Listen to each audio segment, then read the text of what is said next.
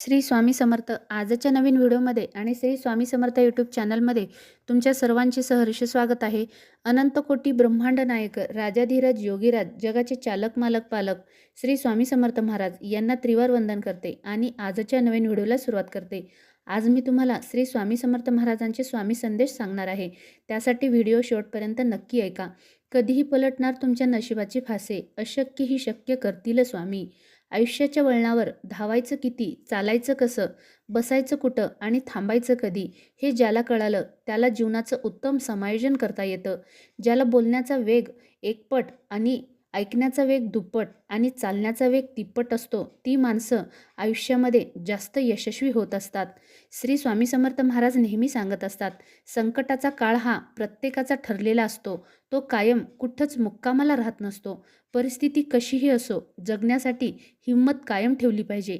कारण योग्य वेळ आल्यावर आंबट कैरीसुद्धा गोड आंब्यात परिवर्तित होत असते. त्यासाठी आपल्याजवळ धीर असायला हवा. जीवन जगत असताना सन्मान कोणाला नको असतो हो? प्रत्येकाला सन्मानाची गरज असते आणि प्रत्येकाला तो हवा हवासा वाटत असतो. पण प्रत्येक व्यक्तीला सन्मान मिळत नसतो. प्रत्येक व्यक्तीला सन्मान जरी आवडत असला तरी तो त्याला मिळतच नाही. आपल्यातील क्षमता जगाला सिद्ध करून दाखवलात तर मात्र तुम्हाला तुमच्यासमोर जग नतमस्तक झाल्याशिवाय राहणार नाही. त्यासाठी तुमचे कार्य चांगले चांगले पाहिजे, तरच तुम्हाला जग तुमच्यासमोर नतमस्तक होईल. जीवन जगत असताना आयुष्यात बऱ्याच गोष्टी आपल्या मनासारख्या घडत नाहीत. आपल्या आवडत्या वस्तू हरवतात. प्रिय व्यक्तीचा वियोग आपल्याला सहन करावा लागतो. त्यामुळे आपण दुःखी होत असतो. यशाची वाटचाल करताना अपयशाला आपल्याला सामोरं जावं लागतं. त्यामुळे आपली हिंमत तुटत असते. आत्मविश्वास नाहीसा होतो. त्यावेळी झाडाची पानगळ पाहावी. हिवाळ्यात झाडाची सर्व पाने गळून पडतात.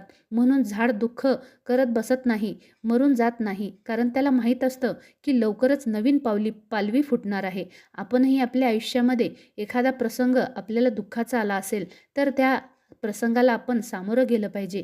कारण उद्या येणारा दिवस आपल्यासाठी नवीन आणि फ्रेश असेल, हे आपण कायम लक्षात ठेवलं पाहिजे. नव्या तेजाने जोमाने बहरण्यासाठी. तसेच मानवी जीवनात प्रत्येक दुःखानंतर सुख हे येतच असतं, हे लक्षात घेऊन आपण आपल्या मार्गावर थांबायचं नाही. त्या मार्गावर तो मार्ग, संकटाचा मार्ग सोडून द्यायचा आणि पुढे मार्ग आपण चालत जायचं.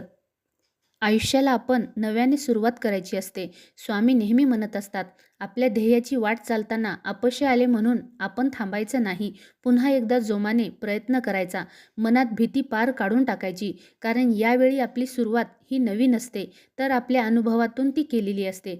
जिथे हारण्याची भीती नसते, कारण तिथे आपल्या चुका आपल्या लक्षात आलेल्या असतात व त्या पुन्हा होऊ नये यासाठी आपण काळजी घ्यायला पाहिजे आणि आपण लक्ष ठेवून पुन्हा नवीन कामाला सुरुवात करायची असते. आपले लक्ष केवळ आपल्या ध्येयावर केंद्रित असले पाहिजे. जे काही वाईट आहे ते मागे सोडून आपण पुढे जायला पाहिजे. जसे सूर्याकडे पाहताना आपली सावली मागे राहते. निराशेच्या अंधारावर मात केली तरच आशेचा कवडसा जीवनात सुखाचे तेज घेऊन येत असते. या वाक्याप्रमाणे आपण आपल्या जीवनात पुढे पुढे जात राहिलं पाहिजे. स्वामी नेहमी म्हणत असतात, सर्वसामान्य माणूस नाकासमोर चालणारा असतो. तो कधीच इतरांच्या मार्गातील अडथळा बनत नसतो. त्याच्या तन्मयतेने समाजातील प्रत्येक व्यवस्थेत पारदर्शकता आणण्यासाठी आणि आपणही समाजाचे काही देणे लागतो, याच भूमिकेत तो समोरच्याकडून ही काही ना काही गोष्टी शिकत असतो, अपेक्षा ठेवत असतो. पण जेव्हा अपेक्षा भंग होतो तेव्हा मात्र आपण हार मानायची नसते. आपण आपली लवचिकता दाखवायची नसते. स्वाभिमानाने झळकणाऱ्या तेजस्वी योगासारखे तळपळत झळकळत राहून तोडीस तोड त्याला उत्तर देता आले पाहिजे किंवा तेवढ्याच ताकदीने प्रतिकारही करता यायला पाहिजे. कारण प्रत्येक क्षणी चांगल्या गोष्टीची जबाबदारी ही समाजातील प्रत्येक व्यक्तीच देत असते.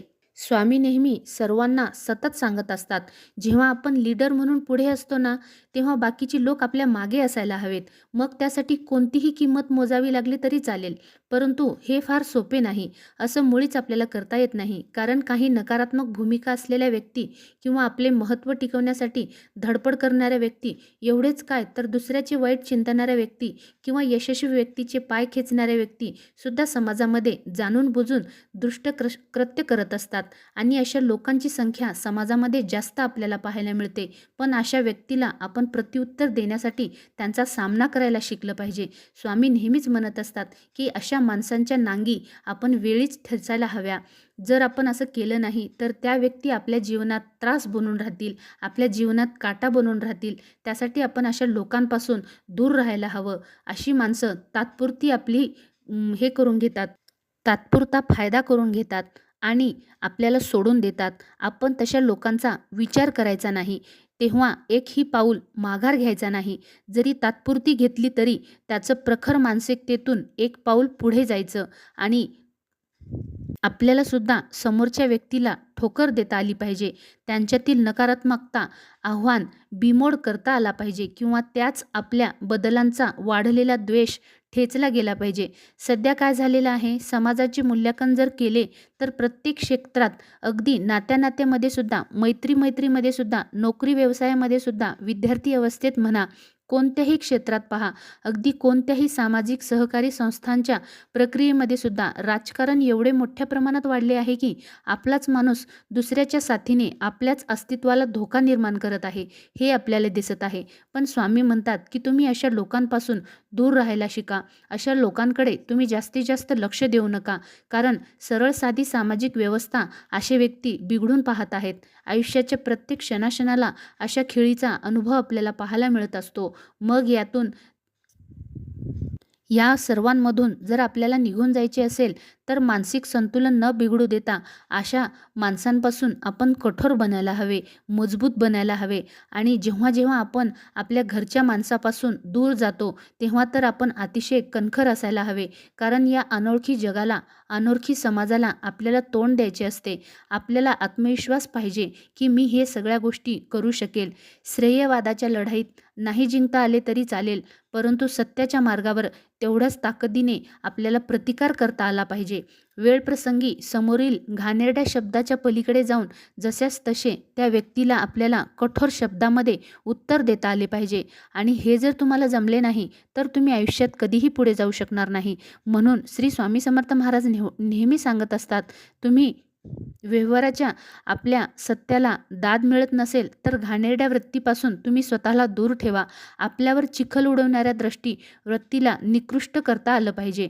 हे त्या सर्वांचे एक जीवन जगण्याचे खरे तत्व आहे. शेवटी तुम्हाला एवढेच सांगेल की जंगलातील हरीण सकाळी उठल्याबरोबर विचार करत असते, मला खूप धावावे लागेल, नाहीतर सिंह मला मारून खाईल. आणि सिंह सकाळी उठल्याबरोबर विचार करत असतो की मला हरणीपेक्षा जास्त धावावे लागेल, नाहीतर मी उपाशी मरेन. आपण जीवनात सिंह असू किंवा हरीण असू, जीवन चांगले जगण्यासाठी संघर्ष तर करावाच लागतो. या संघर्षाशिवाय आपले जीवन पूर्ण होऊ शकत नाही. संघर्ष हेच जीवन असते. या व्हिडिओवरून तुम्ही बरंच काही घेऊ शकता. आजचा जर व्हिडिओ तुम्हाला आवडला तर लाईक, शेअर, सबस्क्राईब करायला विसरू नका. श्री स्वामी समर्थ. जय जय स्वामी समर्थ.